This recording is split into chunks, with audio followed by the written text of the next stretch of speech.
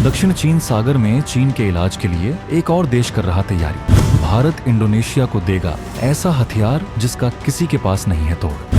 गणतंत्र दिवस पर इंडोनेशिया के राष्ट्रपति मुख्य अतिथि के तौर पर होंगे शामिल। दोस्तों, भारत ने चीन के दुश्मन देशों के समूह में कुछ वक्त पहले अपनी पकड़ मजबूत बनानी शुरू की थी। जब चीन ने भारत को आंख दिखाने की कोशिश की तो भारत ने इस समूह में अपनी पकड़ और मजबूत बनानी शुरू कर दी और इसका असर भी अब दिखाई दे रहा है। इन देशों के साथ भारत तगड़ा व्यापार करता है और अब इनकी रक्षा जरूरतें भी पूरी कर रहा है। चीन का इन देशों के साथ ऐतिहासिक तनाव है। आसियान देश कम्युनिज्म का विरोध करते हैं और इन देशों ने चीन के खिलाफ ही अपना गठबंधन तैयार किया था। इस समूह में 10 देश शामिल है। इन देशों की मीटिंग में भारत को विशेष तौर पर आमंत्रित किया जाता है। भारत इन देशों को कई मामलों में मदद करता रहता है। चीन भारत के पड़ोस में खुद को मजबूत बनाकर भारत को टेंशन देने की कोशिश करता रहता है। भारत ने उसकी इस रणनीति का जवाब उसकी ही भाषा में दिया है। भारत भी उसके पड़ोसी देशों के साथ अपनी दोस्ती बढ़ा रहा है और उनके साथ तगड़ा व्यापार कर रहा है। चीन भारत के दुश्मन पाकिस्तान को घातक हथियार और तकनीक देता रहा है और अब भारत भी उसके दुश्मनों को घातक हथियार दे रहा है। इंडोनेशिया को भारत अब एक ऐसा हथियार देने जा रहा है जिसका नाम सुनते ही चीन का हलक सूख जाता है और इस हथियार की डील के लिए इंडोनेशियाई राष्ट्रपति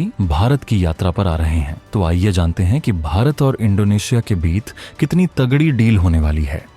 भारत इंडोनेशिया को देगा घातक सुपरसोनिक हथियार ब्रह्मोस। $450 मिलियन का दोनों देशों के बीच होगा बड़ा करार। इस वीडियो में सबसे पहले हम आपको ये बताएंगे कि भारत और इंडोनेशिया के बीच किस हथियार के लिए बड़ी डील होने वाली है। इससे इंडोनेशिया को क्या फायदा होगा। इसके बाद हम आपको ये भी बताएंगे कि इससे भारत के रक्षा व्यापार को कितनी मजबूती मिलेगी। भारत दुनिया भर में अपने संबंधों को मजबूत बना रहा है। आसियान के साथ भारत ने पिछले कुछ वक्त से अपने संबंध और मजबूत बनाए हैं। प्रधानमंत्री मोदी ने कई आसियान देशों की यात्रा की है और इन देशों के साथ बड़े व्यापारिक समझौते भी किए हैं। ये देश दक्षिण चीन सागर में मौजूद हैं और चीन का इनके साथ सीमाएं विवाद है। चीन इन देशों के समुद्री क्षेत्र में घुसपैठ की कोशिश करता रहता है। कई देशों के साथ वो तनातनी कर चुका है। ये देश पहले अमेरिका और पश्चिमी देशों से अपनी जरूरत की चीजें आयात करते रहे हैं, लेकिन वक्त रहते भारत ने इनके बीच एंट्री मारी और खुद को उनके लिए बेहतरीन विकल्प के तौर पर पेश किया और अब भारत के साथ इन देशों का बड़े पैमाने पर व्यापार होता है।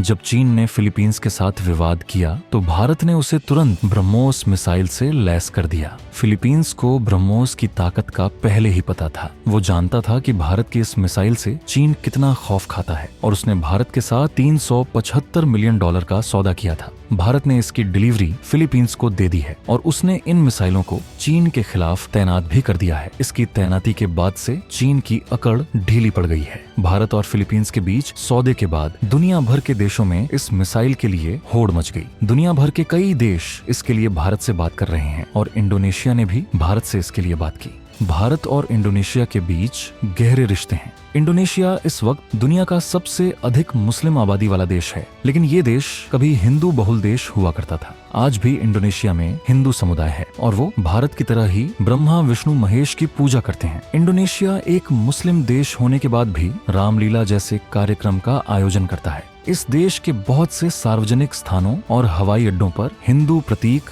देखे जा सकते हैं। इंडोनेशिया में विशाल हिंदू मंदिर आज भी खड़े हैं। वो भारत को श्रद्धा की नजर से देखते हैं। गणतंत्र दिवस पर इंडोनेशिया के राष्ट्रपति प्रबोवो सुबियांतो को मुख्य अतिथि के तौर पर आमंत्रित किया जा रहा है और इस दौरान भारत और इंडोनेशिया के बीच ब्रह्मोस मिसाइल के लिए $450 मिलियन का सौदा होगा। इस सौदे के लिए भारत इंडोनेशिया को स्टेट बैंक ऑफ इंडिया से लोन भी देने जा रहा है। इस सौदे के बाद इंडोनेशिया की समंदर में ताकत बढ़ जाएगी और वो चीन की घुसपैठ के खिलाफ कदम उठा सकेगा। चीन के लिए इससे खतरा बढ़ जाएगा। वियतनाम भी भारत से करने वाला है $700 मिलियन का सौदा। भारत के रक्षा व्यापार में होगा जबरदस्त इजाफा।